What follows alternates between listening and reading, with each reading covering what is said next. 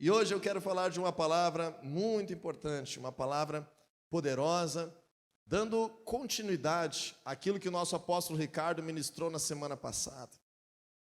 O início da pregação do apóstolo Ricardo trouxe alguns conceitos muito importantes da palavra de Deus que se transformaram também numa proposta de um dos estudos de célula dessa semana. Então talvez você tenha tido esse tema já na tua célula essa semana, pincelado disso que nós vamos falar hoje.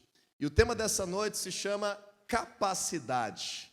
Capacidade. Como cristãos, o que Deus espera das nossas vidas para que nós venhamos ser homens e mulheres que se importam, que desenvolvem, que trabalham com as suas capacidades, com as suas habilidades, com o seu potencial, naquilo que Deus te fez único, naquilo que o Senhor entregou nas tuas mãos como semente, para que você desenvolva, para que você de fato brilhe nessa terra como a singularidade do ser que Ele te formou. E para falar de capacidade, eu gostaria hoje de fazer um contraponto contigo, porque existem muitos conceitos na palavra de Deus, que se nós não tivermos uma clareza, nós podemos estar confusos. Se nós não tivermos um ensinamento correto, nós podemos entender de uma forma equivocada quem o nosso Deus é e o que a palavra dele tem preparado para as nossas vidas. E um dos principais conceitos que eu gostaria de colocar hoje em conjunto, para que você pudesse estar compreendendo a diferença e ao mesmo tempo não anulando nenhum e nem outro, é o conceito de que Deus, ele se relaciona com os seus filhos por meio de dois grandes caminhos. Deus se relaciona conosco por meio de duas grandes formas, duas grandes leis espirituais. A primeira delas é o relacionamento que nós temos com Deus por meio da sua graça. Diga comigo assim: a graça de Deus. A graça de Deus. Nós cantamos sobre a graça, nós oramos sobre a graça, nós lemos na Bíblia sobre a graça, e por vezes eu percebo que existe ainda uma dificuldade das pessoas entenderem isso, e é normal nós termos essa dificuldade, porque a graça é algo que só Deus pode nos dar. Então nós não aprendemos muito sobre graça em casa, nós não aprendemos muito sobre graça na escola, nós não aprendemos quase nada sobre graça no mercado de trabalho. Nós precisamos aprender a graça a partir da palavra do nosso Deus. E o que é a graça de Deus? A graça de Deus é a intenção do Senhor de liberar o seu favor, de estender a sua mão, de estar fazendo parte das nossas vidas de uma forma em que nós não merecemos. O Senhor nosso Deus, Ele resolve as barreiras que estavam diante de nós para acessar a Ele por causa da sua graça. Então a graça é um presente que Deus nos dá. A graça é uma decisão que Deus tomou de se relacionar conosco, removendo as barreiras. A graça custou um preço muito alto. A graça de Deus, liberada sobre todos os seres humanos, teve um preço muito precioso, porque precisou ser comprada por meio do sangue de um inocente. O Senhor Jesus morreu na cruz e verteu sangue pelos nossos pecados, porque pagar com um sangue inocente era a única forma de remover a barreira do pecado da humanidade para com Deus, e assim poder cumprir o projeto de Deus de ser gracioso com os seus filhos, de agraciar, de ser benevolente, de ser aquele que favorece, aquele que vai ao encontro das nossas vidas. Então essa primeira forma, e talvez o início da nossa relação com Deus, sempre vai passar por essa forma. Em alguns casos as pessoas acabam querendo se relacionar com Deus inicialmente de outras formas, mas biblicamente sempre vai passar pela graça de Deus. É a compreensão de nós entendermos que nós não merecemos ser salvos. Nós não temos acesso a Deus porque somos bons. Nós não temos acesso a Deus porque somos perfeitos. Nós não conseguimos merecer a remoção da barreira do pecado. Nós não conseguimos vencer a morte. Existe uma natureza humana em que o pecado nos afasta de Deus, e não há o que nós façamos que nós possamos conquistar esse perdão que nós possamos conquistar essa absolvição, que nós possamos ser livres do destino de morte, de uma obra de trevas, das consequências do pecado. Essa é toda uma pregação que em outro momento nós vamos desenvolver, mas eu gostaria que você pudesse ter isso muito claro, que nós acessamos a presença de Deus por meio do Senhor Jesus, mas de acordo com a graça, não porque merecemos, não porque somos bons, não porque temos boas obras, não porque somos corretos, mas porque nós cremos em Jesus. E quando nós cremos em Jesus, nós temos fé nele como nosso Salvador e como o único mediador entre Deus e os homens. Então, essas crendices populares de que existam homens e mulheres que até mesmo já morreram, que são vistos como mediadores entre Deus e os homens, isso está fora do contexto da palavra de Deus. A crença de que boas obras aliviam o karma de alguém e lhe tornam mais perto de Deus, mais puro espiritualmente, não é condizente com a palavra de Deus. Qualquer outro tipo de filosofia de vida que não seja por meio da fé em Jesus Cristo, biblicamente não nos dá acesso à presença de Deus. Aquilo que nos justifica, aquilo que nos torna puros, aquilo que nos torna perdoados, absolvidos, inculpáveis, acessíveis a Deus, restaurados, curados, é a graça do Senhor, é o seu favor, é o seu maior presente para as nossas vidas, por meio da obra do Senhor Jesus Cristo, em quem nós temos fé, e por isso nós somos cristãos. Você concorda com isso? Amém? Porém, a vida cristã não é baseada apenas na graça. A vida de um cristão não pode ser suficiente no seu futuro, no seu chamado, no seu desempenho, apenas entendendo que não há nada que se faça que se possa merecer, porque o amor de Deus vem pela graça, a salvação vem pela graça, a cura vem pela graça, a fé é ativada por meio da graça, a obra da cruz libera todas as bênçãos espirituais por meio da graça. Nós recebemos o acesso às promessas de Deus por meio da graça, mas existem muitas coisas na nossa vida cristã que nós não conseguimos desenvolver, frutificar e fazer acontecer apenas pela graça. A graça é o acesso a Deus, a graça acessa o perdão, a graça remove a culpa, a graça nos faz curados, a graça nos faz estar em paz com Deus.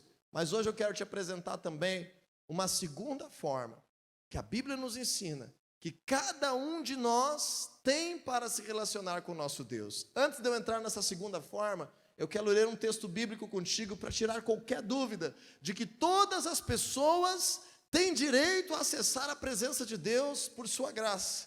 Em Atos capítulo 10, versículo 34, diz assim a palavra de Deus: Então Pedro começou a falar: Agora percebo verdadeiramente que Deus não trata as pessoas com parcialidade. Diz assim comigo: Deus não trata as pessoas com parcialidade.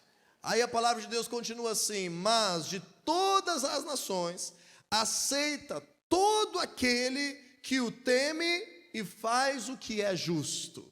Isso quer dizer que o nosso Deus nos dá a todos a mesma oportunidade, pela graça, de acessar a sua presença, de sermos salvos, de ter os nossos pecados perdoados, de sermos restaurados, de fato rompermos uma aliança com as trevas, quebrarmos maldições, mandarmos embora as enfermidades, vermos o agir de Deus nas nossas vidas, nos salvando para todos, sem acepção de pessoas, não tratando ninguém de forma parcial, mas aceitando todo aquele que o teme, todo aquele que nele crê.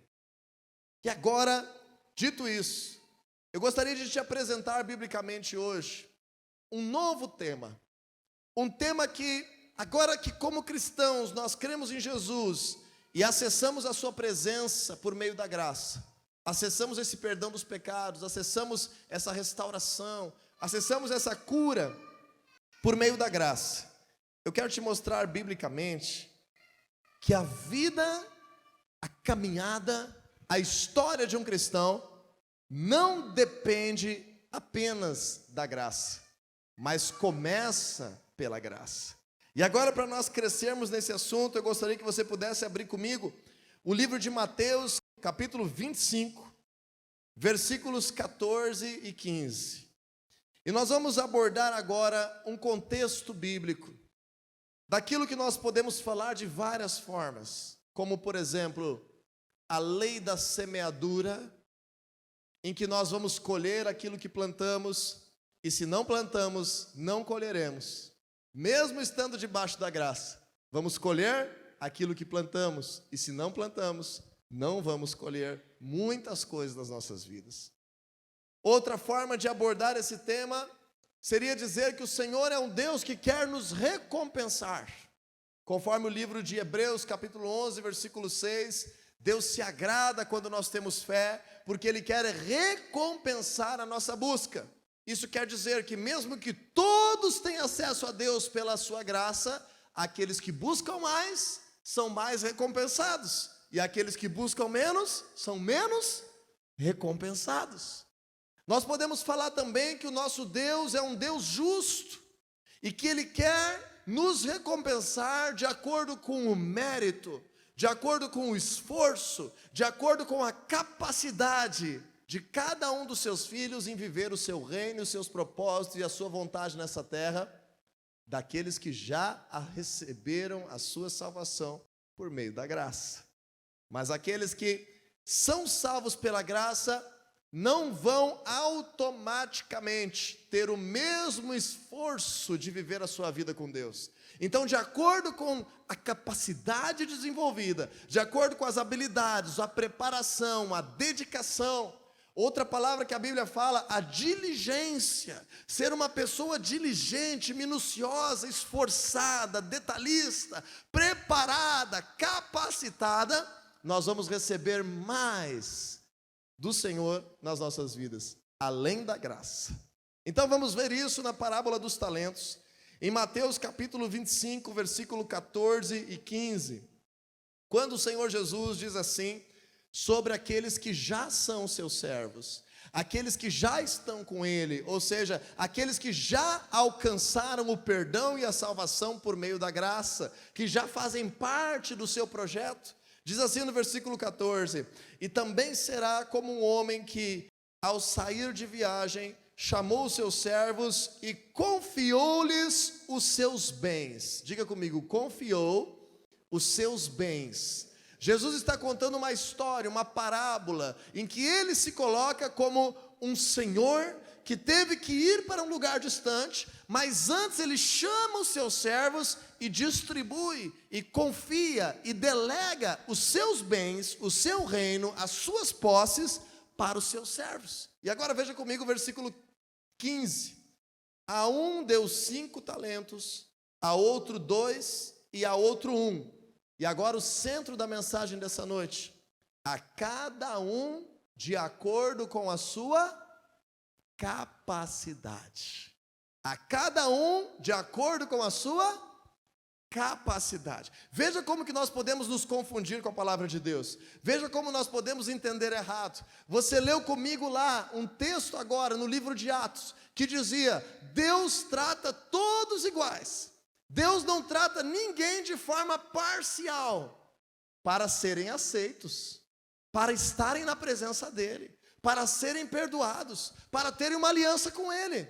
Mas agora nós estamos vendo que o Senhor Jesus vai confiar os seus propósitos, os seus projetos, os seus bens, os seus recursos, as suas grandezas, não de forma igual a todos, não de forma distribuída, de forma, entre aspas, como diriam aí os defensores das bandeiras socialistas, não de forma justa, por dar a todos a mesma coisa. Mas o Senhor Jesus está dizendo na sua palavra que Ele vai dar a cada um uma porção de acordo com a sua capacidade. Veja que tema interessante da palavra de Deus. Eu sou salvo pela graça, mas eu vou crescer e frutificar de acordo com a minha capacidade. Eu vou estar avançando na minha vida e sendo um grande homem de Deus ou uma grande mulher de Deus, de acordo com a minha capacidade. Todos temos acesso à graça, mas cada um usa a sua graça recebida por Deus e a desenvolve de acordo com as suas capacidades. E agora que nós entendemos isso, eu quero esclarecer alguns detalhes nesse texto de Mateus 25, versículo 15, quando a Bíblia diz que o Senhor Jesus deu talentos, a um deu 1 talento, a outro deu 2 talentos e a outro deu 5 talentos. Esse é um outro grande equívoco quando nós estamos começando a caminhar com Jesus e a ler a Bíblia. Depois nós vamos ver que um desses homens enterrou 1 talento que ele recebeu. E daí vem aquele famoso ditado de que as pessoas acabam enterrando os seus talentos. Mas o que Jesus está dizendo aqui não é sobre esse talento, não é sobre uma habilidade natural, não é sermos talentosos, não é sobre termos alguma coisa especial. O Senhor Jesus está dizendo de uma quantia, de uma porção dos seus bens, das suas riquezas, que sabemos são espirituais, do seu reino celestial, uma porção que Ele confia a nós. Então o talento, quando você lê na Bíblia, nessa história, o talento, não imagine a palavra em português que a gente usa, ai, como é uma pessoa talentosa, olha como é uma pessoa habilidosa, mas entenda o que eu vou te explicar agora. Um talento era uma quantidade grande de moedas de prata. Assim como nós temos hoje a divisão de 1, 10, 100, 1000, para falar de valores, milhões, bilhões. Também as moedas, não havia notas, cédulas. Então as moedas, o peso das moedas é o que estava condizente ao valor que elas tinham. Então, isso varia muito de época para época, varia com os gregos, com os romanos, a cada século, novos imperadores definiam pesos padrões e medidas padrão, mas dizem os historiadores que no tempo de Jesus, o talento era uma quantidade equivalente a 35 quilos de moedas de prata. Houveram tempos na história em que os talentos também eram negociados como moedas de ouro, mas dizem os historiadores que o talento que Jesus está falando aqui é equivalente a 35 quilos de moedas de prata.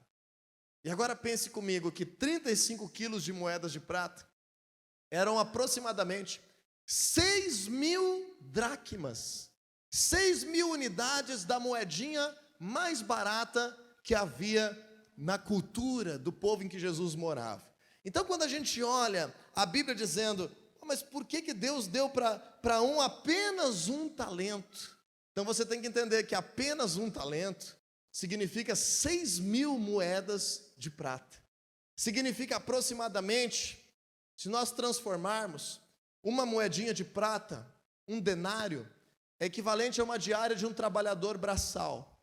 Se você colocar essa diária de um trabalhador braçal em torno de 80 a 100 reais o dia, nesse tempo que nós estamos vivendo aqui no Brasil, você vai entender comigo que o pouco que Jesus deu, 1 talento, para um dos seus servos, era equivalente a 500 mil reais. Aquele que recebeu 2 talentos, recebeu o equivalente a 70 quilos de prata. Que se nós fôssemos hoje fazer um comparativo com o nosso dinheiro, seria o equivalente a 1 milhão de reais. E aquele que recebeu 5 talentos, recebeu proporcionalmente aquelas 35 quilos vezes 5. E nós fizéssemos o cálculo hoje para o nosso dinheiro, nós estaríamos falando em 2,5 milhões de reais. Então você não precisa ficar com pena daquele que recebeu 1 talento. Já pensou se Jesus chega para hoje e diz, olha, eu quero te dar 1 talento. Jesus, me dá agora. Não precisa ser 5, pode ser 1, já resolve a maioria dos meus problemas. O equivalente a 500 mil reais, 1 talento.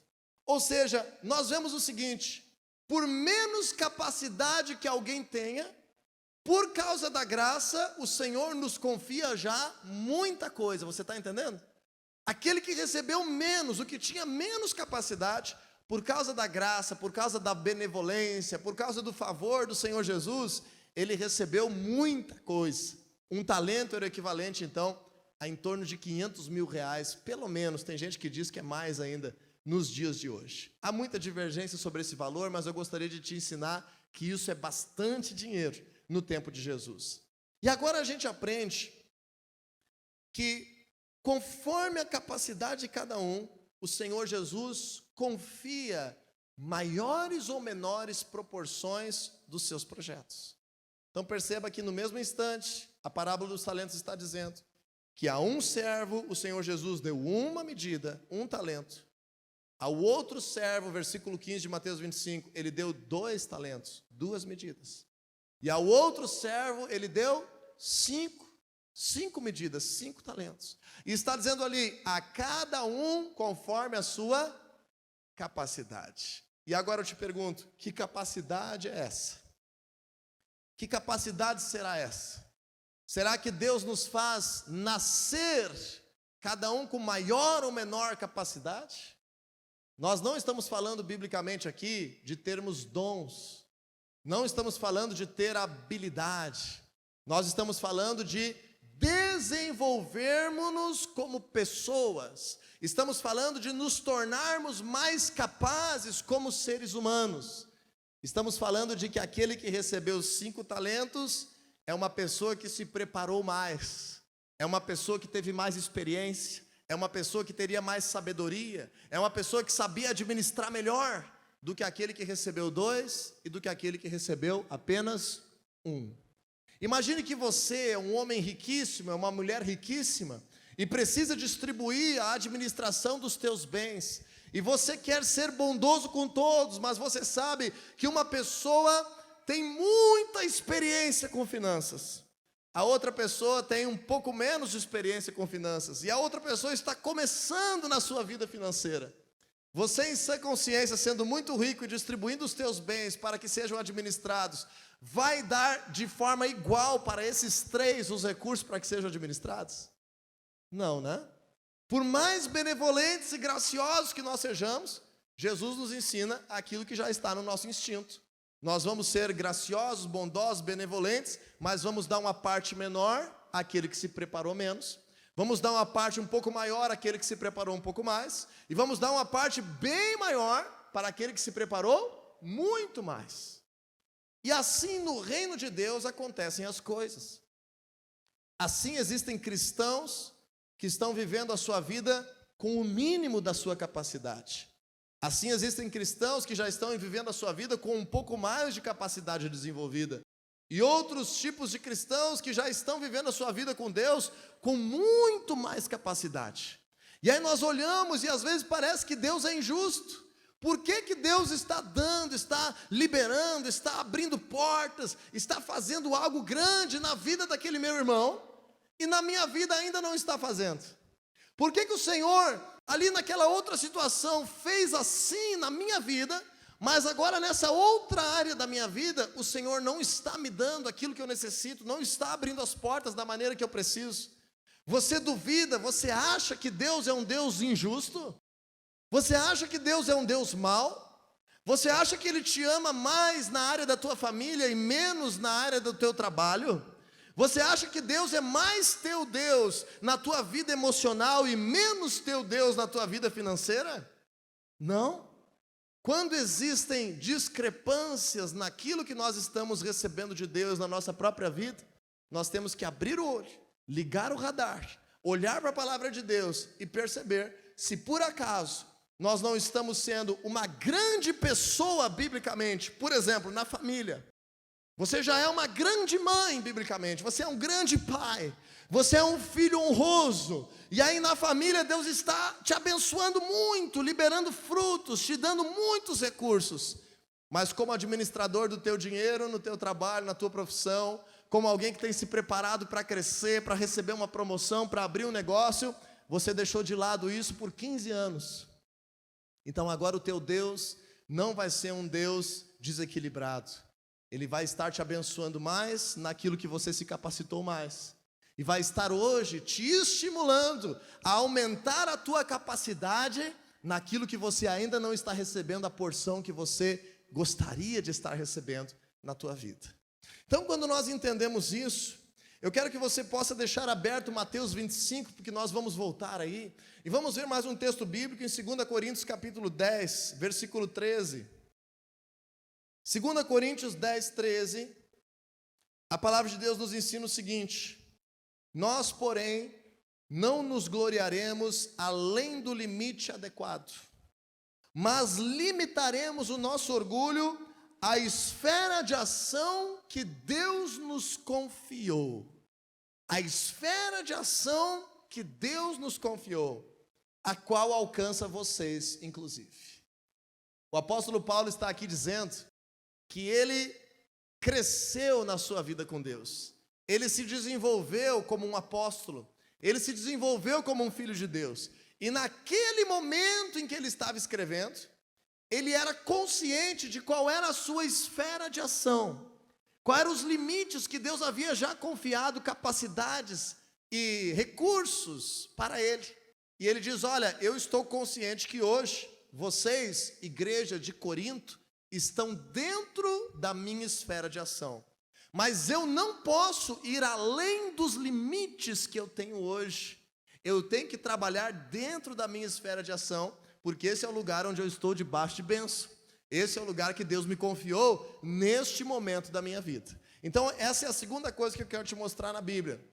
Que nós temos hoje uma capacidade. Diz assim comigo: eu tenho hoje uma capacidade. Você tem hoje uma capacidade dentro da tua família, com o papel que você exerce lá. Você tem hoje uma capacidade como estudante, se você é estudante, com o papel que você exerce lá. Você tem outra capacidade como trabalhador, se você trabalha, ou se você é um empresário, naquele ramo de negócio que você está, você tem um limite, você tem uma capacidade. Mas agora a notícia boa que eu quero te dizer é que, como cristãos, nós podemos trabalhar para ampliar a nossa capacidade. Então, por exemplo, se você é um estudante, você tem uma capacidade limitada. Você tem uma capacidade que ainda não tem autoridade para falar sobre o assunto. Quem sabe você pode ser um estagiário neste assunto ou ter que trabalhar em outra área porque você ainda está estudando. Mas entende comigo, por exemplo, nos estudos, quando você se forma, você amplia a tua capacidade. E o que precisa agora para você se formar? Você tem que trabalhar, você tem que se preparar, você tem que estudar, você tem que ir atrás, você tem que se dedicar. Você tem que ser diligente, você tem que estar se dedicando, se preparando, sendo de fato focado em fazer com que essa capacidade seja ampliada.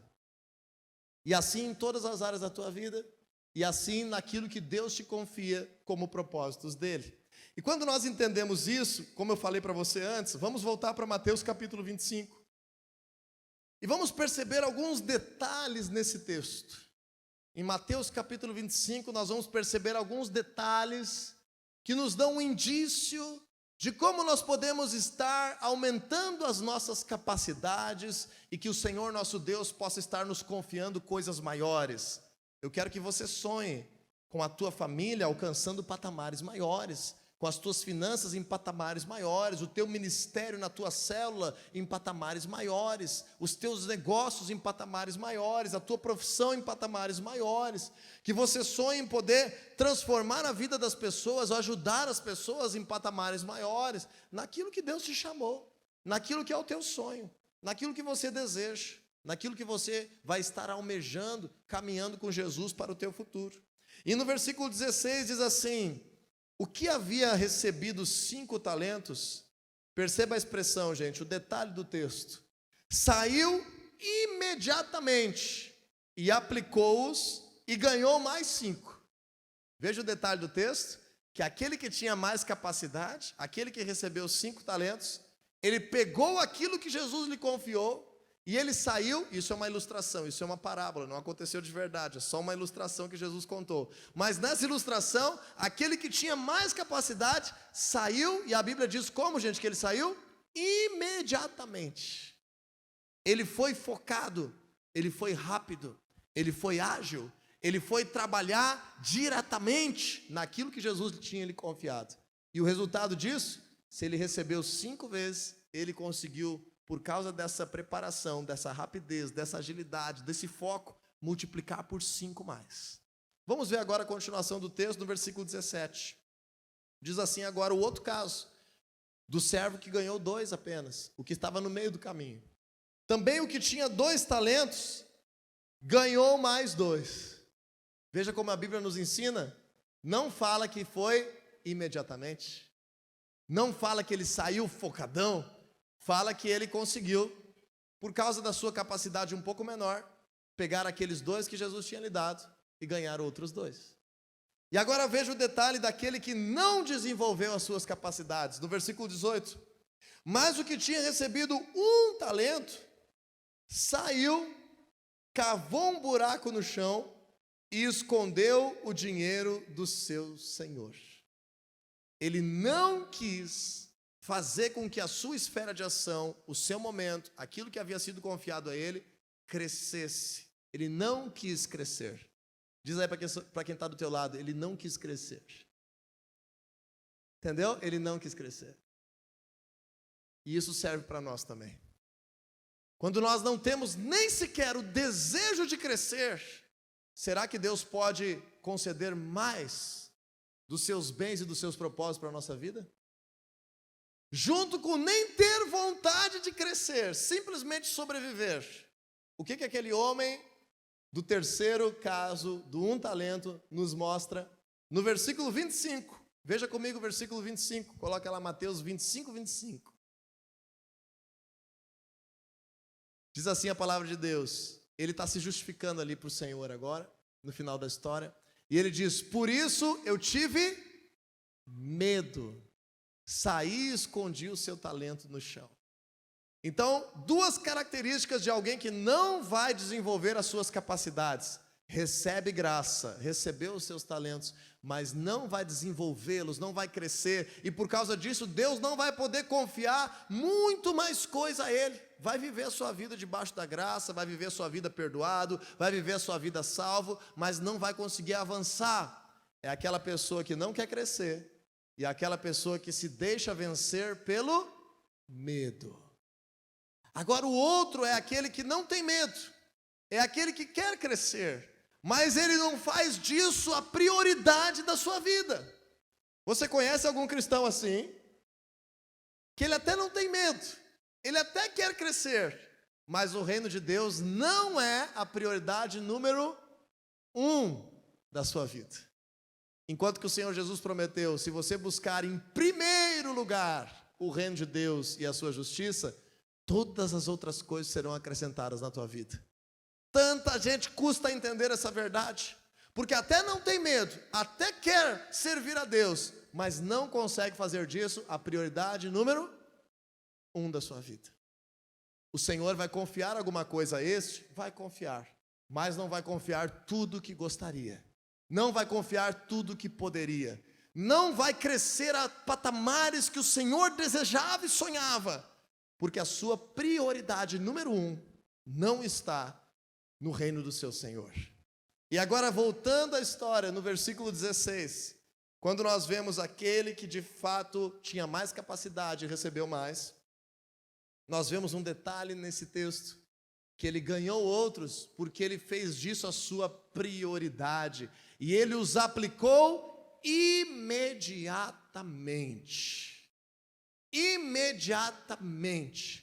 Aplique-se imediatamente, trabalhe imediatamente, multiplique imediatamente, sonhe imediatamente, se prepare imediatamente. Esse é o projeto de Deus para a nossa vida.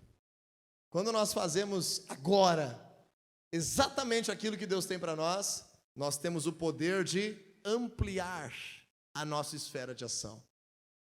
Isso está acontecendo com a família da fé como igreja.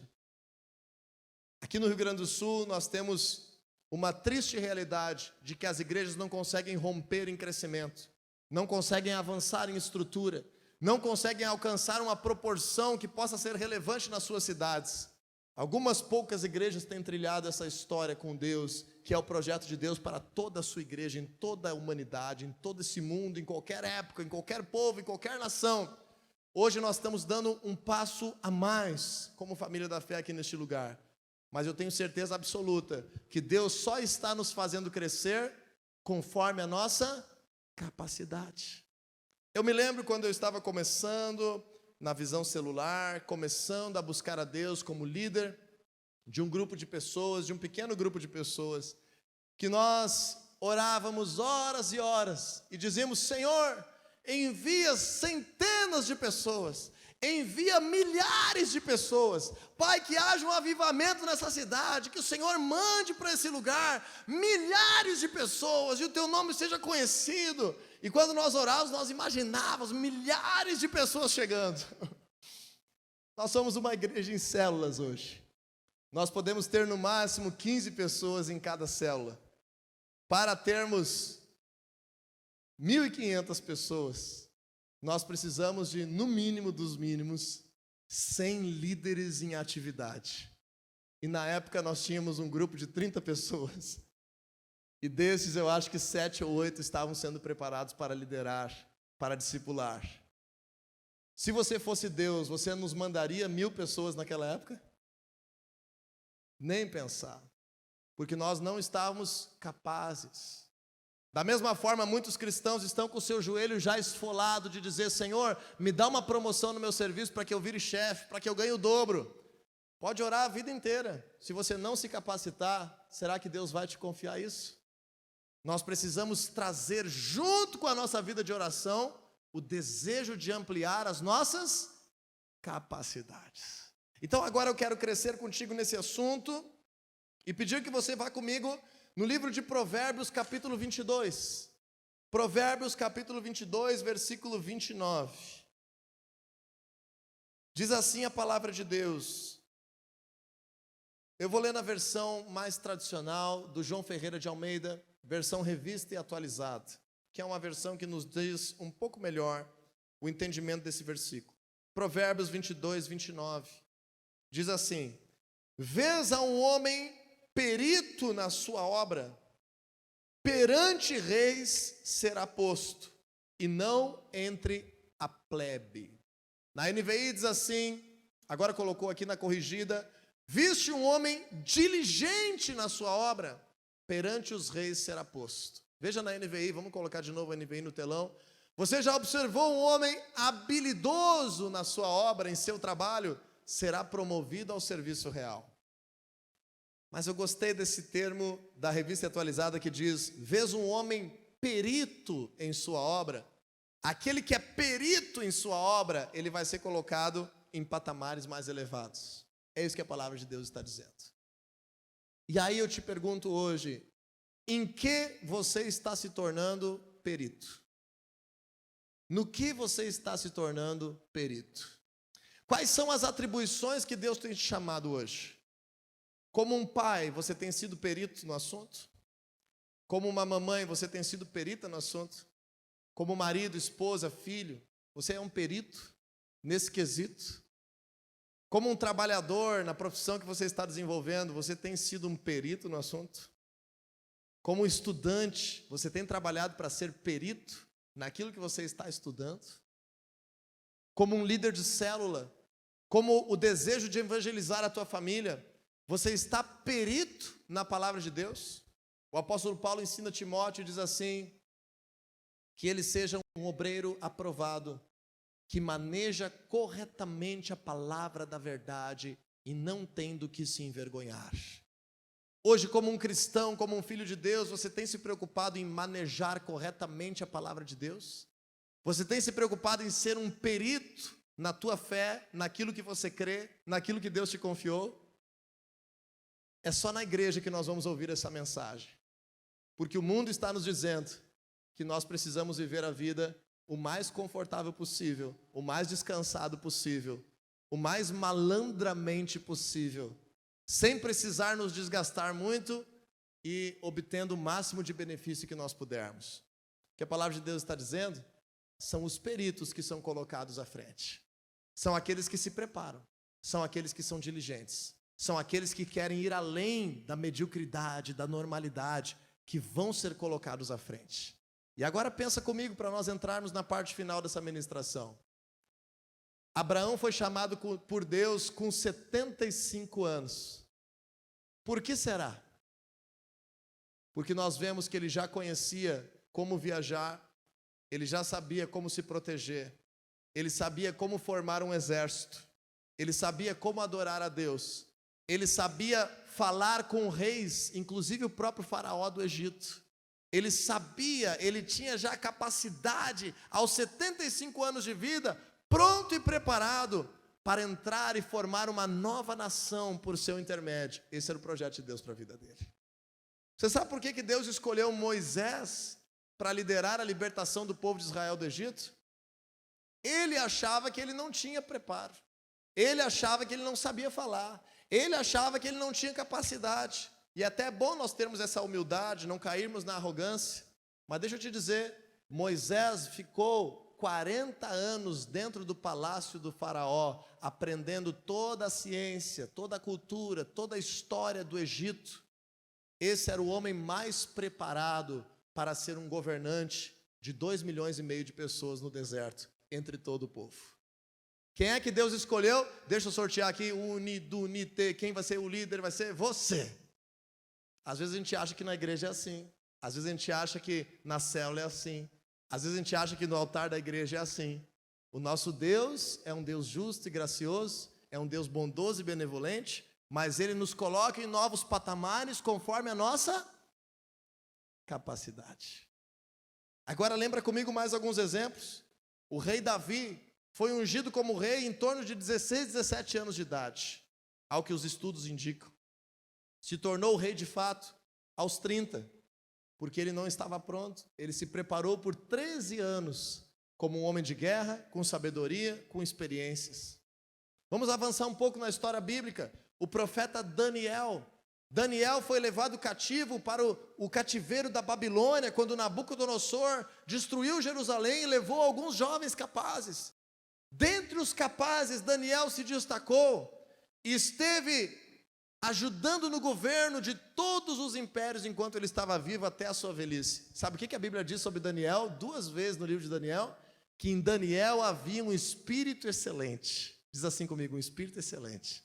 Não esquece isso, anota aí, um espírito excelente. Aqueles que desenvolvem capacidade são aqueles que vencem o medo, são aqueles que querem crescer e são aqueles que têm um espírito excelente, diligência, vontade de acertar, de aprender, de ir atrás, de tirar 10, de fazer as coisas como um perito naquilo que foi chamado.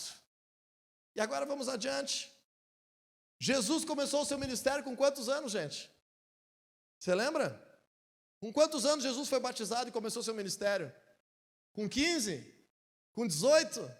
Com 25? Com 30? Será que Jesus estava ainda purificando os seus pecados? Só com 30 que ele ficou puro dos seus pecados para começar o ministério? A Bíblia diz que Jesus nunca cometeu um pecado.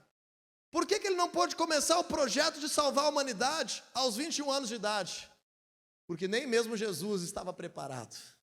Ele ainda não tinha desenvolvido as suas capacidades. E no caso de um projeto tão grande de salvar a humanidade inteira, mesmo Jesus, cheio do Espírito Santo e sem pecado, ele precisou de 30 anos de vida para poder ser colocado num patamar mais elevado. O apóstolo Paulo transformou a história da igreja e da humanidade. E esse é o meu último exemplo. O apóstolo Paulo mudou a história da igreja no mundo. Ele levou para inúmeros países o evangelho. Ele esteve diante de governadores, do imperador, diante de César. Paulo discursou brilhantemente diante de cada situação difícil que ele era colocado. E por causa disso, Deus o colocou diante das grandezas. Por meio do seu ministério, o evangelho explodiu pelo mundo inteiro. A Bíblia fala que Paulo passou décadas de sua vida, isso está implícito no fato dele ser um fariseu, mas a Bíblia afirma que ele estava aos pés do melhor mestre que existia no seu tempo. Isso é o que os historiadores dizem, aos pés de Gamaliel. Se preparou, estudou, foi atrás, foi diligente naquilo que era o chamado de Deus para a sua vida. E por isso eu te digo, vamos terminar essa mensagem com Mateus 25, versículo 21. Por isso eu te digo, nesse tema de capacidade, não deixe o teu coração achar que é a tua capacidade que te dá acesso a Deus. Nós temos acesso a Deus pela graça. Não deixe o teu coração achar que é a tua capacidade que te dá perdão dos pecados. Nós temos perdão dos pecados pela graça. Não deixe o teu coração achar que é pela sua capacidade que o Senhor libera uma aliança e bênçãos sobre a tua vida e tudo que você fizer. Nós somos abençoados pela graça. Mas agora entenda, o Senhor te confiou algo e eu quero que você faça essa análise. Como estão as tuas capacidades nesse momento da tua vida? Você tem capacidades. Como estão as tuas capacidades em todas as áreas da tua vida? E o que você quer colocar diante de Deus para que sejam ampliados os teus limites e rompidas e avançadas e aumentadas as tuas capacidades nesse ano que está chegando? O que você quer ser diligente? Para que lado você quer sair imediatamente a partir do chamado de Deus para multiplicar aquilo que Ele te confiou?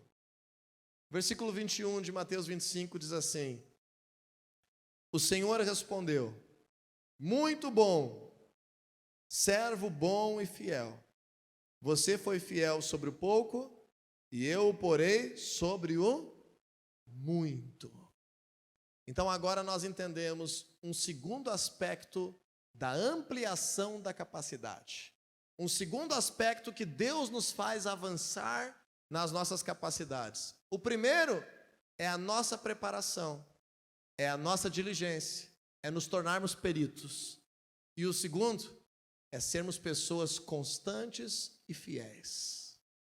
Existem muitos homens e mulheres muito bons no que fazem, mas não são constantes com Deus, e por isso Deus não lhes confia novos patamares. Existem homens e mulheres constantes e fiéis a Deus, mas não querem crescer, estão com medo de viver algo novo, e o Senhor não consegue colocá-los sobre novos patamares. Então a Bíblia está nos dizendo: dá a cada um conforme a sua capacidade, mas vai dar ainda mais conforme a sua fidelidade. Foste fiel no pouco, sobre o muito te colocarei. Que hoje você possa discernir quais são as tuas capacidades. Não te frustrar, não te comparar, não achar que Deus é injusto, não achar que você não é abençoado, mas permanecer fiel em tudo aquilo que o Senhor já te deu.